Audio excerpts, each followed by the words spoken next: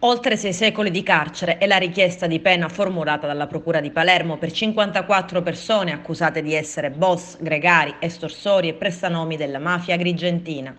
Il processo si svolge nell'aula bunker del carcere palermitano di Pagliarelli con il rito abbreviato davanti al GUP Marco Gaeta. L'indagine, denominata Montagna, è considerata la più grande inchiesta sulle cosche dell'Agrigentino, che ha colpito un mandamento di nuova Costituzione.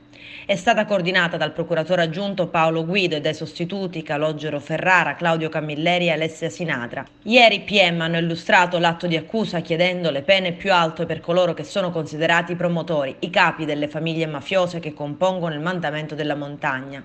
Tra le richieste più pesanti quella a 20 anni di reclusione per Salvatore Di Ganci, boss di Sciacca, Giovanni Gattuso, capomafia di Castronovo di Sicilia, Giuseppe Luciano Spoto, capomafia di Bivona, Pasquale Fanara, boss di Favara, Antonino Vizzi, boss di Raffadali, Stefano Valenti, boss di Favara, Giuseppe Nugara, capomafia di San Biagio Platani e Francesco Fragapane, capo della famiglia di Santa Elisabetta.